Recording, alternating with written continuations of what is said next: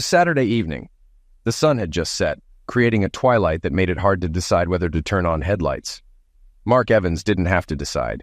He was pulling into his garage on a quiet street in Sharpsburg. A moment later, a slender, dark-haired man emerged from a side door carrying a duffel bag, briefcase, and laptop. Years of experience allowed him to handle the items with ease. He entered his house without calling out to his wife Lisa, knowing she wasn't home. He went to the living room, placing his briefcase and laptop on the couch and his garment bag at the stairs. He hung his coat in the closet by the front door, then removed his jacket and tie, undoing the top buttons of his shirt. He had just returned from a regional meeting of managers at ABC Industries, though he wasn't technically a manager, but the top systems analyst. His supervisor, good at organizing staff but clueless about computer systems, required him at the meeting in Pittsburgh. He had told his wife he'd be back Monday, claiming the meeting was followed by weekend seminars. He had his reasons for this and didn't want to return too early.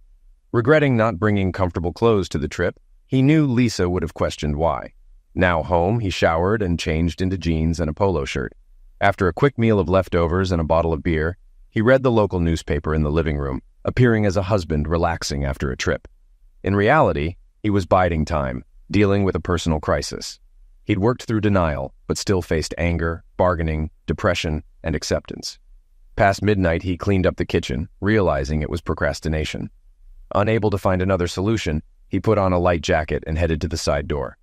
Remembering something, he returned to the living room, sent an email from his laptop, then left the house. After 5 minutes in the garage, he drove away, the garage door closing behind him.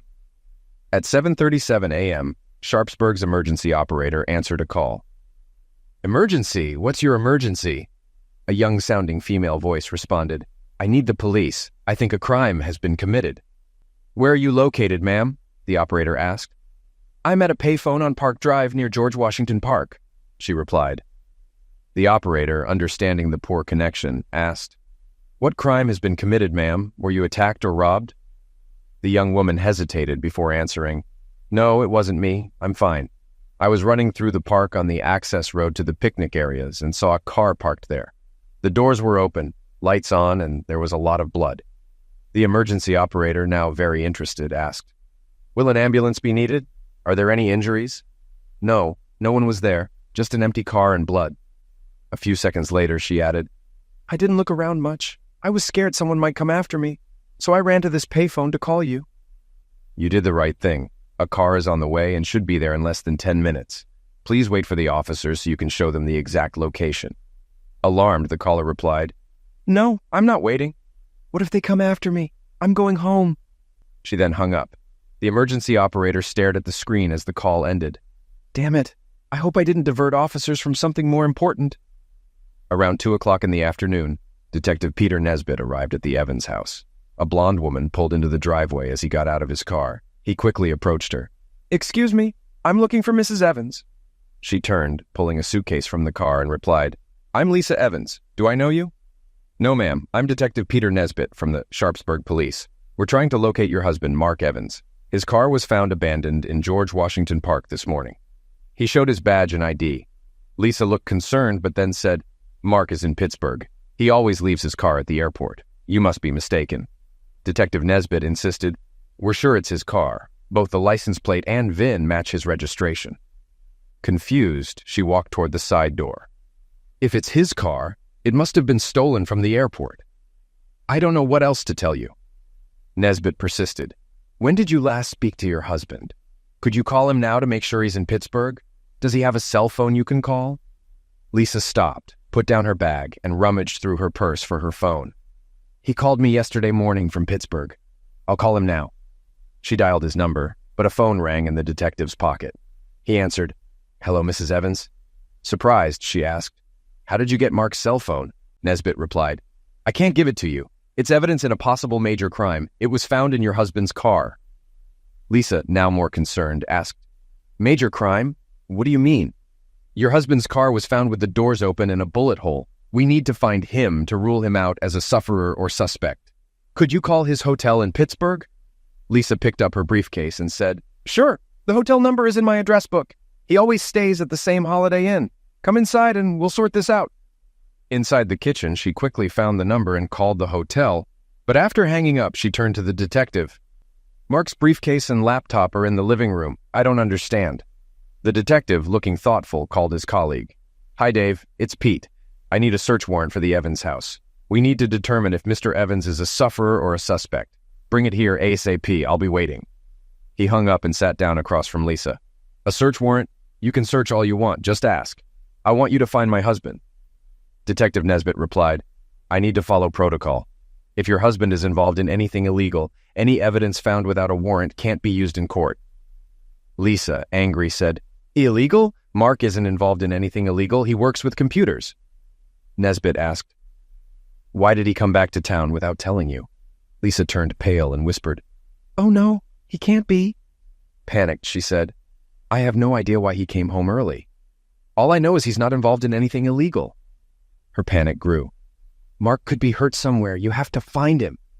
Detective Nesbitt more gently said, We don't know anything for sure yet, Mrs. Evans. I need to do things right.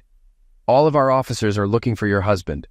Why don't you make some coffee while we wait for the warrant? His sympathetic tone calmed Lisa, and she began to make coffee. However, she tensed again when he said, While we have coffee, could you tell me how you spent the last 48 hours? We need statements from everyone involved. Nesbitt waited a few minutes before asking for a preliminary statement. They sat at the kitchen table, drinking coffee while he described the condition of Mark's car, including the bullet hole and blood. He said the blood suggested a second bullet shot the body, which was lying on firewood next to the car, and that the bullet was being examined. The car was towed for further inspection, and the medical examiner and forensic scientist were still working on the scene. Detective David Klein, Nesbitt's partner, arrived with the search warrant and 2 forensic technicians. They began a thorough search of the Evans home, garage, and car. Nesbitt arranged with Lisa to collect Mark's razor and toothbrush for DNA comparison. Lisa was so distressed that Nesbitt asked her to stay on the couch while they finished the search. After an hour, they decided to take only Mark's briefcase, laptop, and DNA samples. The laptop was password protected. Mrs. Evans, do you know your husband's laptop password? Lisa, hopeful to help, said, It used to be his first and last name and his birth year, Trimark 1971. It should work. None of the variations worked. Nesbitt reassured her, Our technicians will find a way around it. The items were stored in the forensic van. Nesbitt sat with Lisa to get her statement. So, Mrs. Evans, I need some basic information about your whereabouts this weekend. Let's start with Saturday morning. Lisa took a deep breath. Saturday morning, I did chores around the house. Mark called from Pittsburgh around 1 o'clock or 1:30, apologizing for not being home. I went shopping until 4:30, then came home. After dinner, around 7:30, I went to a friend's house and stayed the night. This morning, I got up late, took my time, and got home around 2 o'clock. As she explained, she grew more tense, staring at the floor and clenching her fists. Detective Nesbitt finished writing, closed his notebook, and said, We might need more details later, Mrs. Evans. This is enough for now, but be ready to provide more if needed. He pocketed his notepad and pen, then stood up to join the others searching the garage and car. Before leaving, he asked, Do you have any recent full-length photos of your husband? A good headshot would also help. We only have his driver's license photo. He walked to the fireplace, glancing at wedding photos. Lisa quickly fetched a photo album. Here are some recent photos, Detective. Take your pick. They sat together, and Nesbitt chose a group photo and a headshot of Mark. These will be perfect. Lisa handed him the photos, and he asked, Is the man in the photo a relative? If we need a DNA sample, a family member could help if we can't use the razor or toothbrush. Lisa replied, No, that's Blake Moore, Mark's best friend since elementary school. Mark has no nearby relatives. Nesbitt thanked her and joined the others in the garage. Lisa, looking on the verge of tears, stayed at the kitchen table. Nesbitt felt sympathy for her. Her husband was missing and possibly involved in a serious incident. The fact that she didn't know he was in town added to the mystery. The detectives and forensic experts finished searching the garage and car. They found bloodstains on the gas and brake pedals of Lisa's car, prompting them to tow it for further inspection. As the technicians packed up, the detectives discussed the case. Nesbitt, facing the side door, said to his partner, What's your opinion of Mrs. Evans? I have my doubts, especially with the blood in her car. His partner replied, She seemed like a worried wife, but it's hard to tell right now. We shouldn't jump to conclusions. Nesbitt decided, Let's see her reaction when we tell her about the blood and towing her car. They knocked and entered the kitchen, surprising Lisa, who was on her cell phone. She quickly ended the call. You're back. I thought you were done. Nesbitt said, "We found blood smears on the pedals of your car. We're towing it for a thorough inspection. I hope you don't mind." Lisa looked shocked. "Blood in my car? I didn't see any blood." Nesbitt replied, "We'll need to know how it got there. If it's related to the park incident, we'll push for answers. Also, we'll need the shoes you wore today." "I haven't been to the park in weeks. I don't understand how there could be blood in my car." She handed him her shoes and then slumped into a chair, covering her face and sobbing. Both detectives realized they needed more information and said goodbye, leaving Lisa slumped on the kitchen chair. "What do you think, Dave? Is she a worried wife or a good actress? Did you notice she was on the phone and hung up quickly?" David Klein shook his head. "I don't know, Pete. She seems sincere, but if the blood in her car is her husband's, she could be involved. We should talk to their friends and neighbors. Maybe someone knows something. She was likely talking to her best friend." "Yeah, digging around might help. I want to know why he came back early. That could be the key." Detective Nesbitt bagged the shoes as evidence. Since they arrived separately, they drove back to the station alone, each trying to make sense of the clues. They spent the rest of their shift on reports. The next morning, Peter and Dave arrived early, eager to dive into the case. They were greeted by forensics and medical examiner reports. It took an hour to read through them. Peter noted, "The reports point in the same direction, but we shouldn't rush. Let's see what else we can find from the computer. Meanwhile, we should talk to his lawyer and colleagues." David agreed, and they visited Mark's lawyer, Robert Graham, who quickly gave them a few minutes of his time. "I can't discuss my client's legal situation. What do you need?" Detective Nesbitt said, "We need confirmation of these emails sent to you from Mark Evans' computer. We want to ensure they're not just drafts." He handed over 4 pages. The lawyer confirmed, "These are originals. I can confirm receipt." The detectives thanked him and headed to their car, exchanging smiles. On their way to ABC Industrial, Peter said, "As you mentioned, the spouse is usually involved, but we have more work to do." At Mark's workplace, they were ushered into his supervisor's office. Detective Klein took the lead. "We're investigating the discovery of Mark Evans's car in George Washington Park. You might have read about it. We have some questions." Mark's boss assured them of his cooperation. "Mark is a valuable employee. What do you need to know?" "First, is Mark supposed to stay in Pittsburgh until Friday night? He reportedly had seminars on Saturday and Sunday. We need to confirm his schedule." Mark's boss quickly responded, "Mark didn't have any events scheduled for the weekend. I expected him back Friday night." Detective Klein noted this and continued, "Have you noticed anything unusual about Mark lately? Anything on his mind?" The boss thought for a moment, then replied, "Mark seemed to have a lot on his mind recently. I asked if he was having any problems, but he said everything was fine. He's been brooding a lot. I assumed he was just working hard." The detectives thanked him and returned to their car, sensing they were making progress. By late morning, they were back at the office and received preliminary DNA results and a forensic report, which included a strange box with wires. With more pieces of the puzzle in place, they reviewed their notes and information in an interrogation room. Confident they had a better understanding, they decided to visit Lisa Evans again. Arriving at the Evans house around 3 p.m., they didn't call ahead to catch her off guard. Lisa seemed startled when she saw them. "Detectives, have you found my husband? I call the sergeant every 2 hours and he has nothing to report." Detective Nesbitt replied, "No, but we've made some progress. We'd like to ask you a few questions." Lisa, looking embarrassed, said, "Sure, come in. I'll do my best to help." In the living room, the detective sat across from her. Detective Klein opened his notebook and asked, "Is there anything you want to tell us about your relationship with Blake Moore?" Lisa turned pale. "What? Blake is my husband's best friend. He's just my friend." Detective Nesbitt asked calmly, "Are you having an affair with Blake Moore?" Lisa, even paler, stammered, "Absolutely not. How can you ask me that?" The detective stood up. Detective Klein said, "We need you to come to the station for a formal statement." Lisa panicked. "What? Am I under arrest? Why do I have to go to the station?" "You're not under arrest yet. We need an official statement. You can have a lawyer if you want." Lisa replied quickly, "I don't need a lawyer. I'll come to the station. I'll do whatever it takes to help find Mark." Lisa escorted the detectives to their car. Once at the station, they led her to a dim interrogation room, designed to create a negative environment. "We'll ask you to wait here while we gather our documents. Are you sure you don't want a lawyer?" Detective Nesbitt gave her another chance to decide. She refused, shaking her head, her blue eyes full of tears. The detective left the room, ensuring the cameras were on. Detective Klein told his commanding officer, "I want a good recording of everything said. I think we're going to solve this case." Peter Nesbitt approached with files. "Let's have a coffee first. Let her have a little time to reflect." The three men agreed and spent 20 minutes in the coffee shop discussing the case and planning the interrogation. Meanwhile, across town, a volunteer at Crime Stoppers answered a call.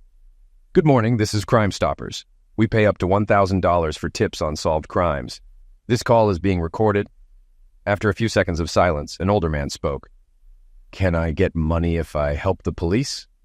"It depends on your tip and how it helps the police. Do you have any information about a crime?" There was another pause before the caller said, "Do I get the money right away? What if the police trick me?" "The money isn't from the police, so they won't scam you. Tell me what you know, and I'll give you a code number.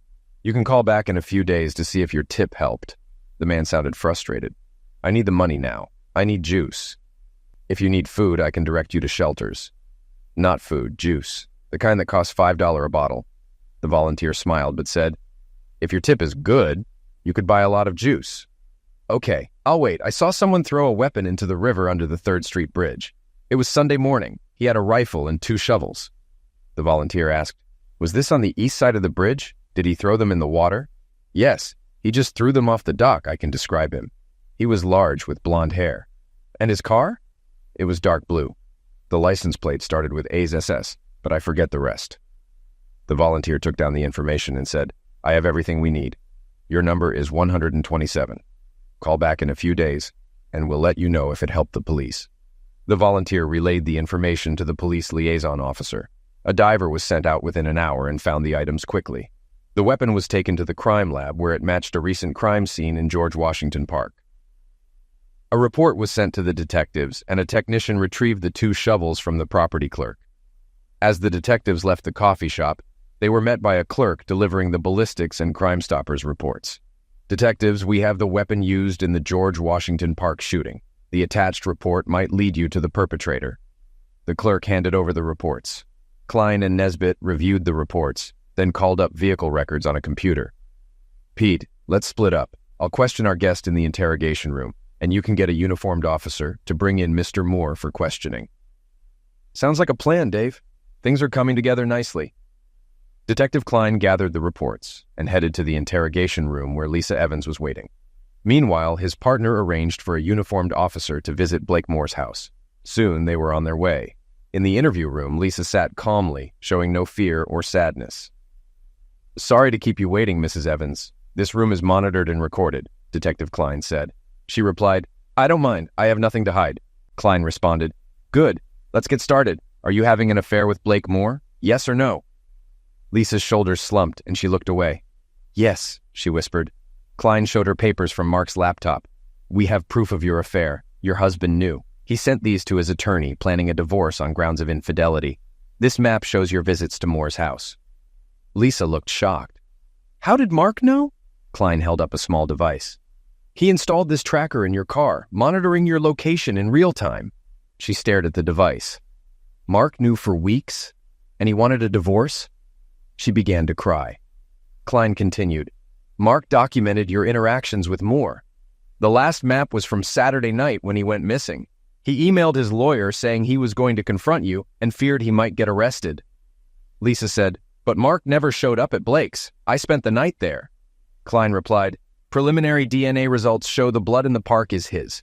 We found the weapon used, linked to your lover. The question is how long you'll cover it up." Lisa insisted, "Blake didn't do anything to Mark. We were together all night." Klein added, "We also found your husband's blood in your car and on your shoes. My partner is picking up Mr. Moore now.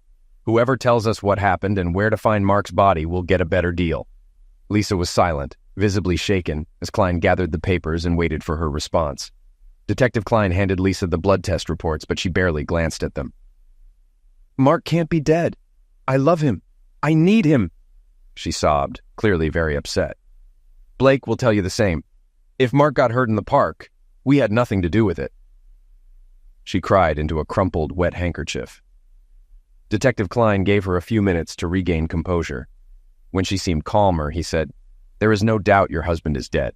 The medical examiner concluded there's over a 95% chance based on blood loss and the lack of treatment at any facility in the county. He handed her the report and photos of the scene. Seeing the bloody photos, she burst into tears again. I'll leave you alone for a few minutes to think. You're not helping yourself by denying responsibility. Klein left the room, placed the reports on his desk, and shook his head as he passed his commanding officer. He headed to the break room for coffee, while his commander monitored Lisa on the interrogation room camera. Detective Nesbitt, thinking about the case, drove to Blake Moore's house, meeting a patrol car there. Nesbitt was almost surprised when Blake Moore answered the door promptly. "Yes, officers. How can I help you?" Moore asked, seeing the police. Detective Nesbitt introduced himself. "I'm Detective Nesbitt, here about Mark Evans' disappearance. We need you at the station for questioning. Mrs. Evans is there now, and we have questions that require your input." Moore asked, "Am I under arrest? I know Mark is missing, but I don't know how I can help." "We have questions you might help answer. Please come with us. You're not under arrest." Moore, too stunned to resist, joined them in the unmarked car. He sat in the back, complying with department protocol. Detective Nesbitt turned to his partner. "Let's head to the station." On the way, Nesbitt asked Moore, "How well do you know Mrs. Evans?" "She's just Mark's wife to me. Why do you ask?" Moore replied. "Just wondering. What do you do, Mr. Moore?" "I run a landscaping company, Moore's Landscaping. We do a lot of commercial work, even for the city," Moore said, relaxing a bit. At the station, Moore was placed in an interrogation room next to Lisa's. Detective Nesbitt gathered Klein's folders and began questioning Moore. Initially, Moore denied the affair, but evidence from emails and surveillance reports made him confess. He admitted the affair lasted almost 4 months, but insisted neither of them injured Mark, and that they didn't leave his house the night Mark disappeared. As Nesbitt pressed him, Moore suggested a new theory. If Mark found out about us, he might have gone into a rage or even hired someone to make it look like we were involved. He and I have history. Nesbitt countered, "We have the weapon used. A witness described you and your car, and provided most of your license plate number. Don't try to claim Mark framed you with an elaborate self-destruction." Blake Moore became agitated and said, "You don't know Mark. We've been best friends since elementary school, but I've learned not to mess with his girlfriends or his wife. In high school, I dated one of his girlfriends behind his back. When he found out, he scared me, even though I'm bigger and stronger. He warned me he'd liquidate me if I did it again." The detective, slightly amused, replied, "So, you were scared of him, but still had an affair with his wife?" Blake, calming down, said, "I couldn't resist her. It built up over the years, and a few months ago, I made a move. We've been seeing each other since. I can't believe he found out. We were so careful." The detective sifted through reports. "Affairs often lead to homicide. I think you and Lisa planned this. You can either come clean or face the maximum penalty. Your choice." Blake insisted, "We had nothing to do with it. If Mark found out, he might have done something drastic. Maybe he set us up." Detective Nesbitt said, "We have enough to search your home, car, and office. Confess now for leniency. Use your head, Blake." Blake, outraged, said, "I didn't hurt Mark. Maybe Lisa did something, but I don't know about it." The detective picked up his papers and left the room, saying, "When criminals work together, one always tries to blame the other. You won't be leaving anytime soon." Outside, Detective Nesbitt found his partner with another report. "The shovels found in the river are from Moore's Landscaping. These guys think we won't find out." Later, the detectives presented their evidence to the district attorney. Despite lacking a body, the evidence was strong enough to press charges. Half an hour later, Lisa Evans and Blake Moore were charged with Mark Evans' homicide. They proclaimed their innocence as their Miranda rights were read. After the arraignment, Lisa and Blake were fingerprinted and photographed, neither needing to be told not to smile. As they were led back to their cells, they spoke for the first time since being charged. "What are we going to do, Blake? They can't believe we did anything to Mark, can they?" Lisa asked, still sniffing. "We need our own lawyers, or maybe share one to save money since we're accused of the same thing. But this is all wrong. I think Mark set us up," Blake said, frustrated. "You can't believe that, can you? Why would Mark go to such extremes?" Lisa asked, shocked. "I don't think you knew Mark as well as you thought. I'm amazed he didn't do something drastic when he found out about us. If I thought he'd find out, I wouldn't have touched you," Blake replied, shaking his head. Blake told Lisa about a past incident when he had secretly dated Mark's girlfriend. Standing by the cell bars, separated by a concrete wall, they could easily talk. "I don't believe Mark would do this. I don't even know how he found out." We were always careful and only met when he was out of town, Lisa said thoughtfully. I regret betraying him. Even if he's not dead, I want a divorce, she added, her voice trailing off with emotion. Blake listened to her sobs and said, Lisa, stop it. You knew the risks when you came to my house. You were aware of the consequences.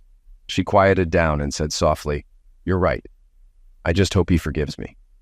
After a pause, Lisa suggested, I could call Robert Graham, our attorney. Maybe he can represent both of us and split the costs. They agreed, and Lisa got an officer's attention to make a call. However, Robert Graham declined due to his involvement in Mark's divorce proceedings, recommending his colleague Basil Smith instead. Lisa agreed, and Smith was on his way. Blake was pleased to hear this and thanked Lisa. They waited in their cells until Basil Smith, a seasoned lawyer, arrived. The introductions were brief, and Smith reviewed the charges. So, you're both charged with Mark Evans' homicide. What did the officers tell you? Smith asked. Mrs. Evans, you first. Just the main points. Lisa recounted her story, ending in tears. I had nothing to do with it. I love Mark. I couldn't hurt him. Smith then turned to Blake. Your turn, briefly. Blake summarized his experience, asserting, We had nothing to do with Mark's disappearance. I think Mark organized this to frame us. Smith, sensing the urgency, said, We need to focus on getting you both out of here. Bail will likely be set at $100,000 each. Will that be a problem? Lisa, shocked, asked, Do I need $100,000 for bail? No, just 10% or $10,000 cash for the bail bond, Smith reassured her. They agreed they could manage bail and were eager to be released. Smith informed them, You'll be arraigned tomorrow morning. Bail will be set then, and you'll make arrangements to get out. Prepare to spend the night here.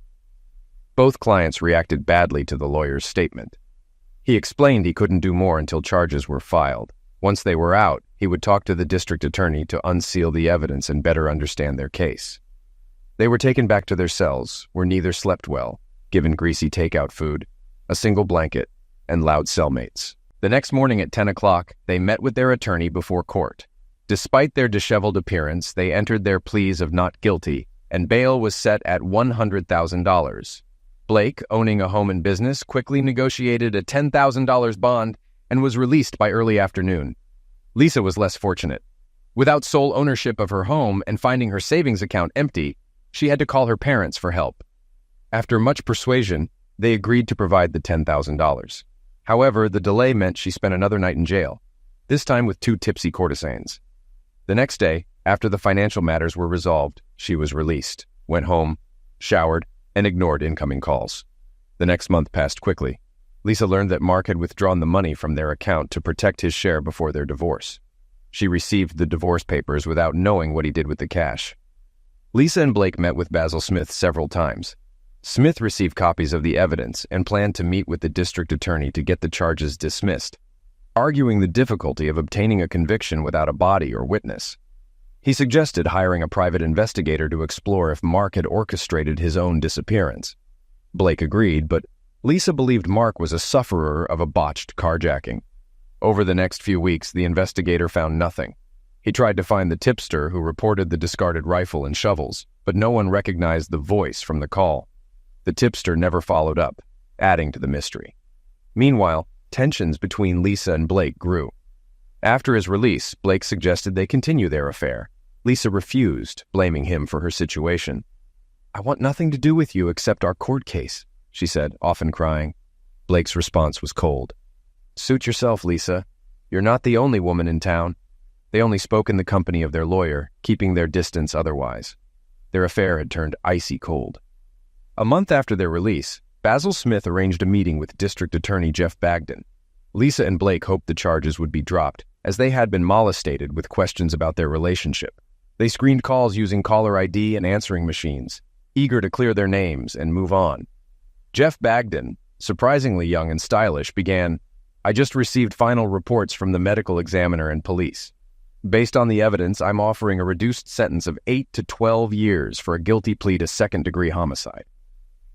Lisa and Blake were shocked, loudly proclaiming their innocence. Their attorney, trying to calm them, asked how Bagden justified the offer. Bagden explained, We have new evidence. DNA from blood on your car's license plate and trunk gasket matches Mark Evans. Additionally, black polyethylene found under Mark's car matches material from your landscaping business. Lisa angrily accused, "Blake, what have you done?" Blake exploded, "You know I had nothing to do with it. You were with me when it happened." Basil Smith intervened, calming them both. He addressed Bagden. "Excuse my clients, we hoped the charges would be dropped and your statement caught them off guard." Bagden, amused, replied, "I understand, but we have enough evidence to go to trial. The medical examiner's report confirms the sufferer lost too much blood to survive. The crime scene suggests the body was dragged and loaded into a car. The prosecution is confident." Bagden handed over the reports and left. Lisa and Blake hurriedly talked to Smith, who told them to be quiet. He said, "I know you're shocked. Don't fight each other. We need to figure out a defense. Do you want to reject the plea deal?" Both refused the deal, convinced they wouldn't be convicted. Smith agreed to prepare for trial.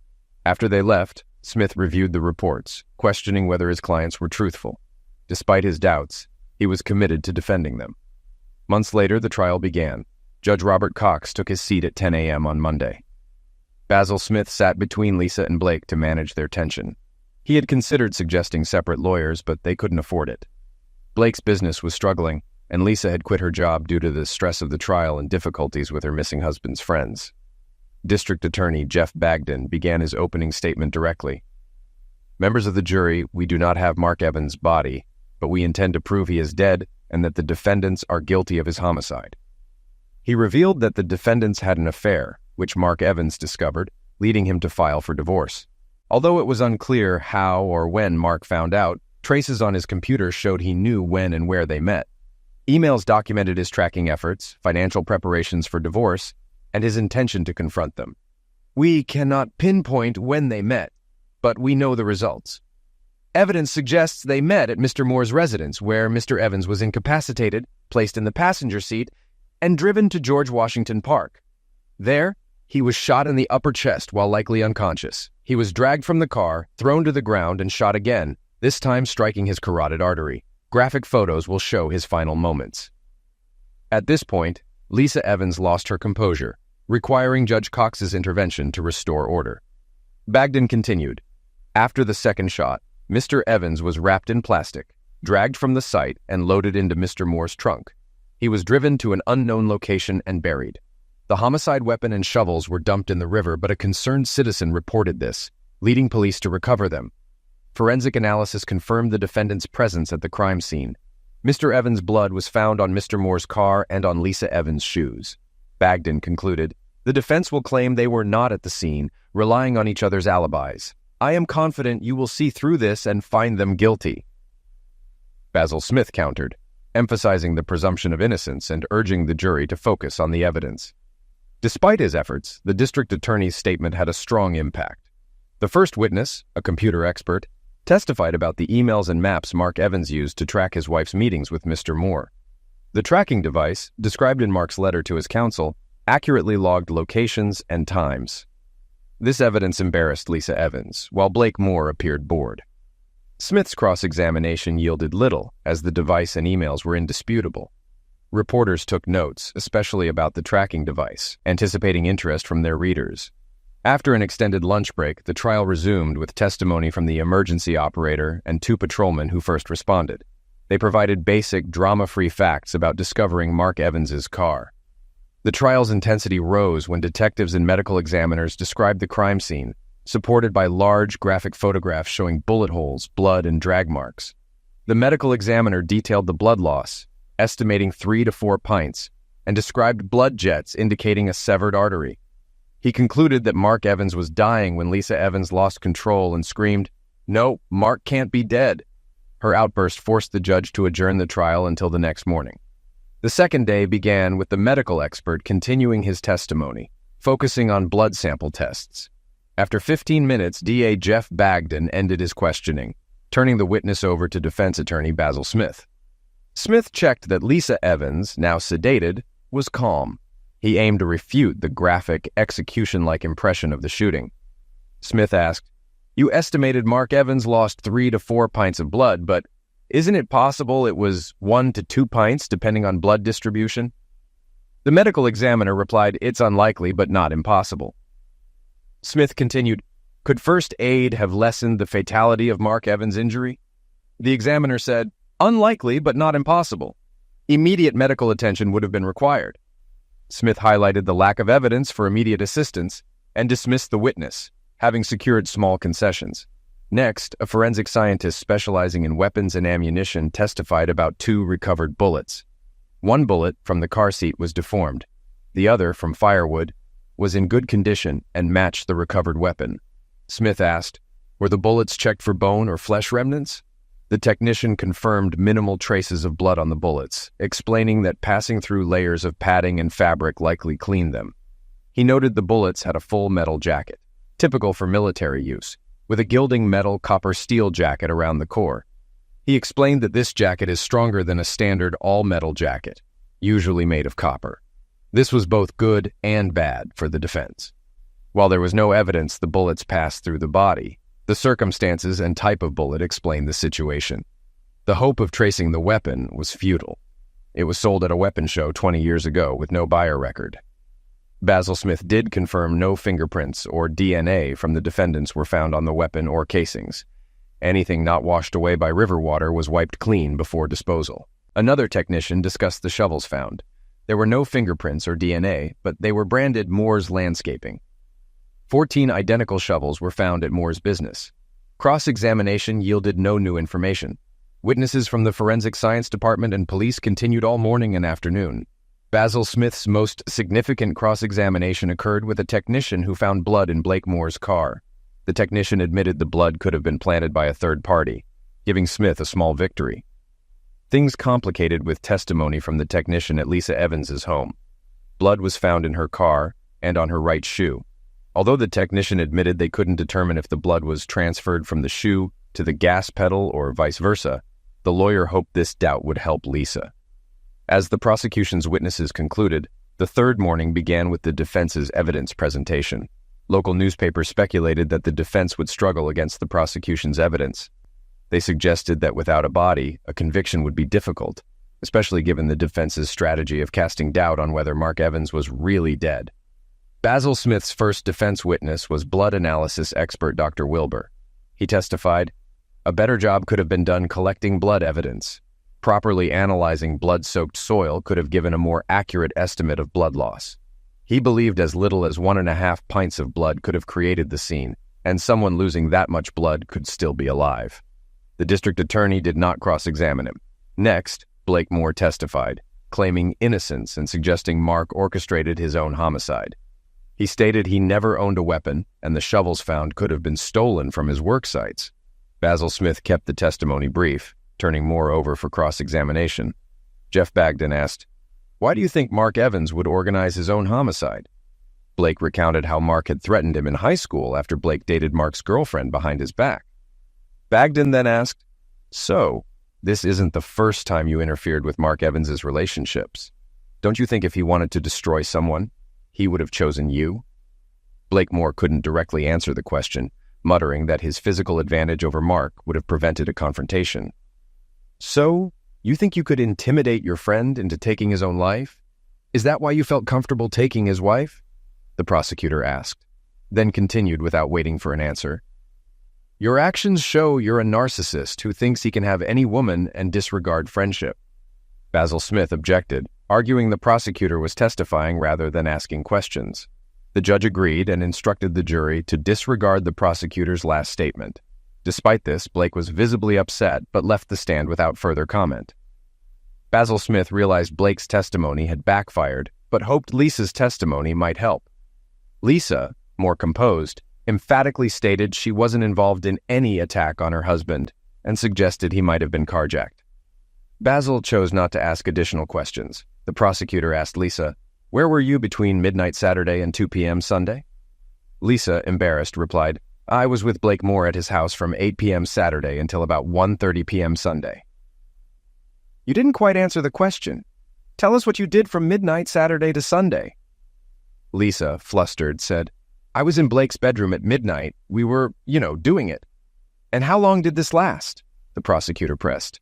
"Probably until after 1 a.m., Lisa admitted, embarrassed. "Then what?" he asked. "We slept until about 5:45 a.m., she said. "Was Mr. Moore in bed when you woke up?" "Yes, he was there." We got busy again and went back to sleep around 6:30, then got up at 11 a.m., Lisa said quickly.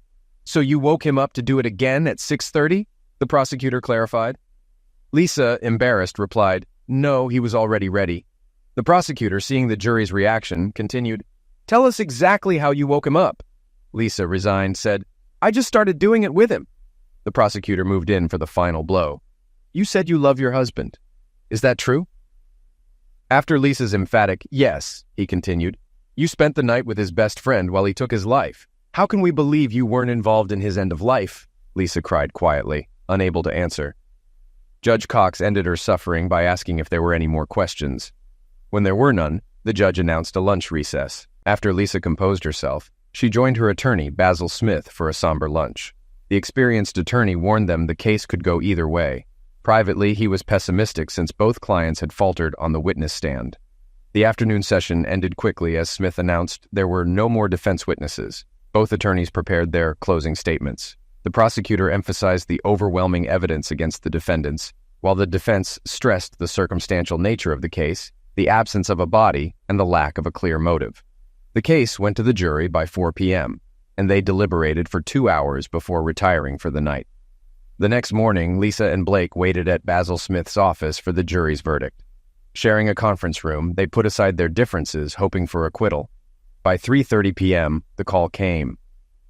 The jury had reached a verdict. Lisa's parents, who had come to town for the trial, were present at the courthouse. The verdict was announced quickly, guilty of second-degree homicide. Lisa burst into tears, and Blake pounded his fist in frustration. They were handcuffed and taken into custody, with Lisa having a brief moment to speak to her parents, proclaiming her innocence. The week between conviction and sentencing passed slowly. Lisa's parents visited daily, while Blake received one visit from a cousin. At sentencing, both received 15 years to life. Basil Smith promised to review the court records for a possible appeal. Within 3 days, they were transferred to state prison. Lisa's prison had a good reputation, but Blake's had a history of riots. With the trial over, media coverage ceased, and Lisa Evans and Blake Moore faded from public attention. A couple of months later, Basil Smith and Jeff Bagden met for a drink. Reflecting on the case, Smith expressed surprise at the convictions, believing the defendants' consistent stories suggested innocence. Bagden replied, The jury didn't believe them. I try not to take these cases personally unless they involve particularly heinous crimes or children. This case wasn't the worst, but it didn't generate much sympathy for the defendants. A year later, a news item reported a major disturbance at Blake Moore's prison. Blake had been stabbed during the riot and transferred to the hospital with a collapsed lung. He was in serious condition but expected to survive. 18 months after Lisa Evans and Blake Moore were convicted of Mark Evans' homicide, Basil Smith rarely thought about the case. He had spent the first year reviewing transcripts, but found no legal grounds for appeal. One quiet Wednesday morning at the New York office of the Innocence Project, the receptionist received a FedEx package. Inside were a DVD, a sealed biohazard bag, and a multi-page letter. Intrigued, she called Tony Kelly, a young lawyer, to look at it. Tony, dressed casually, took the package to his office. He had been with the Innocence Project for a year, doing legal research. He enjoyed helping those wrongfully convicted. Sitting at his desk, he read the letter. The letter, addressed to the Innocence Project, began, Regarding the convictions of Lisa Evans and Blake Moore, I don't know where to begin, so I'll start at the beginning. My name is not important, but the information I have could change the lives of the 2 convicted and 5 others, including me. About 15 months ago, a man responded to my ad for a computer-literate person. He knew as much, if not more, about business networks than I did. I hired him immediately. This man, whom I'll call Mark, was quiet but exceptionally skilled. Within 2 months, my business grew by 50% due to his efforts and long hours. When Mark started working for me, he had just arrived in town and hadn't rented a place yet. My business was new, so I rented him our basement room for extra income. I wanted to reinvest profits into the business to support me and my young son. Though a risk, something about Mark convinced me he was no threat. We quickly settled into a routine. For the first 3 months, he lived in the basement but ate with us and commuted together. He often worked extra hours without pay, preferring productivity over TV or sleep. Over time, our relationship evolved from employer-employee to friends, and eventually into a loving family. My son now calls him Dad. From the start, I sensed something deeply troubled Mark. One quiet afternoon, I locked the office door and called him in. determined to find out what was bothering him. He eventually confessed he was running from a failed marriage. His wife had betrayed him with a good friend, and he nearly committed homicide self-destruction because of it. Our conversation helped him overcome his past. We started dating on weekends, maintaining separate roles during the week. After a month, he moved from the basement into my bedroom, and we became a family. Despite this, I felt he was still hiding something. Our relationship grew stronger, and Mark became a father figure to my son, who needs a loving dad. 4 days ago, Mark collapsed at work and was diagnosed with a heart condition requiring surgery. Once stabilized, he was moved to a private room where he shared his story, afraid it would die with him if he didn't survive the surgery. He told me this over the course of a day. Once I agreed to share his story with you, he seemed relieved. Now, as he sleeps, I'm typing this letter with our son asleep beside him. I need to finish this tonight, create a DVD, and send everything to you by noon tomorrow, ensuring it can't be traced back to us. Mark's story began almost 2 years ago. He was happily married to Lisa for nearly 6 years when he noticed a small bruise on her right bosom. Initially thinking it was from bumping into furniture, he realized it looked more like a love bite. Knowing it wasn't from him, he spent the night troubled by various scenarios of how the bruise got there. These thoughts stayed with him the next day at work. By the time he got to his office, he felt foolish for his suspicions. He had no evidence of wrongdoing and thought it was all circumstantial. Just before lunch, the parts delivery manager brought him a tracking device to evaluate for improving the delivery service. Mark quickly decided how to test it. 3 days after installing the device in his wife's car, he checked the monitor while at work. She had said she was going shopping, but the tracker showed she went to Blake Moore's house. An hour later, her car was still there. Suspicious, he called her. When she said she was shopping, he knew something was wrong. That evening, he listened to her false story about shopping, feeling sick, but deciding not to jump to conclusions. He observed her for another week while on a business trip, tracking her car through 3 states to Blake's house from 8 p.m. to 2 a.m. She lied about being home the entire night. The confirmation of her infidelity devastated him. When he returned, he considered destruction. He knew Blake was a ladies' man, but never thought he'd pursue Lisa. Her betrayal broke his heart. That night, he visited the elderly widow next door under the pretense of borrowing a wrench. He retrieved a hidden revolver from her late husband's toolbox. Mark intended to use it to eliminate Blake and Lisa, then himself. He decided to wait until he caught them together. He ordered his own tracking device to return the one he was evaluating.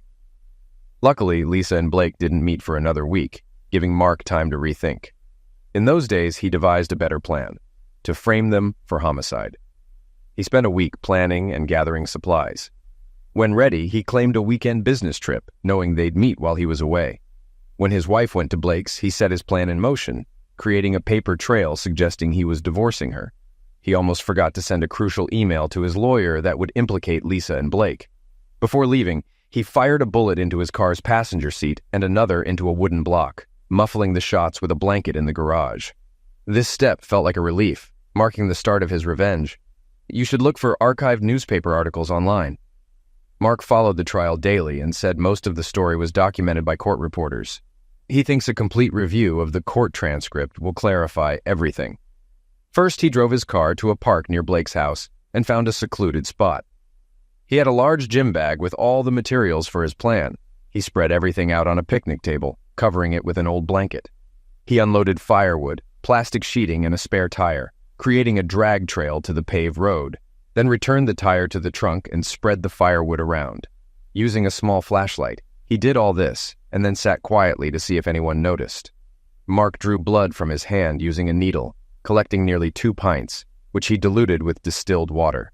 He sprayed this blood in patterns to mimic an arterial jet and smeared it on the car seat and ground to suggest a significant blood loss. He filled bullet holes in the firewood and car upholstery with more blood. After finishing, he packed everything in his gym bag and left the park, reaching an old car he had bought for the purpose. Dizzy from blood loss, he rested until nearly 6 a.m., then drove to Blake's house to finish his plan. Lisa's car was still at Blake's house and unlocked, so he put a couple of drops of blood on the gas pedal. He also smeared blood on Blake's car but got scared when he saw a light on in Blake's bedroom. He quickly left, went to a payphone, and used a voice changer to report his car in the park, pretending to be a woman. He then disposed of 2 shovels and the revolver in the river. Exhausted, he stayed in a motel for 2 days, taking supplements and eating energy bars.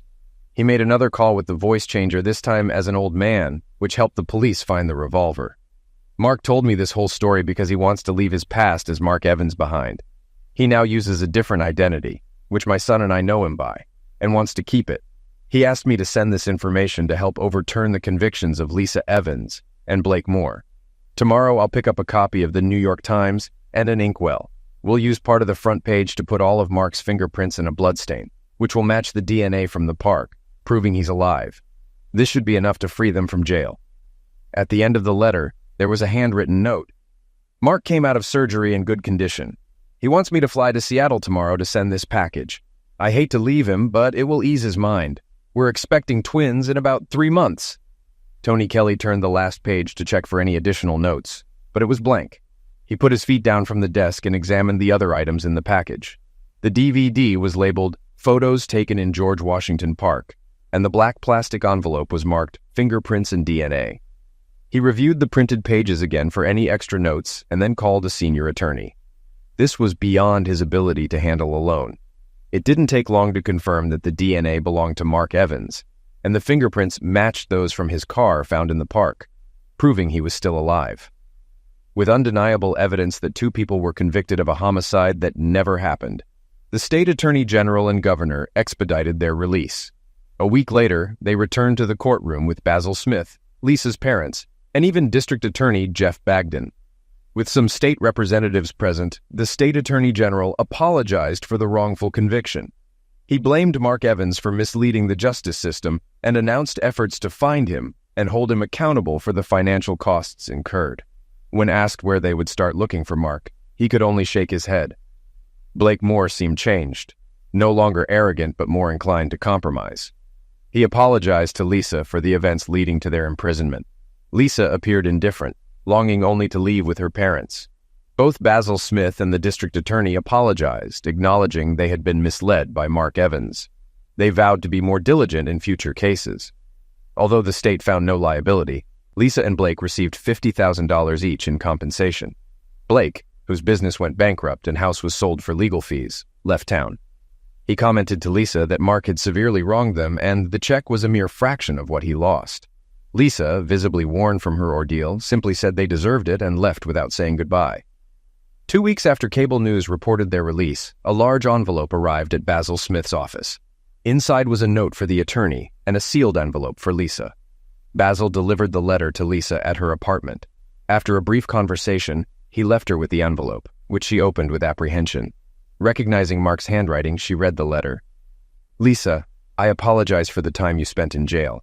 Your betrayal with Blake drove me nearly insane. My new life and happiness have shown me that freeing you both was necessary for my own freedom.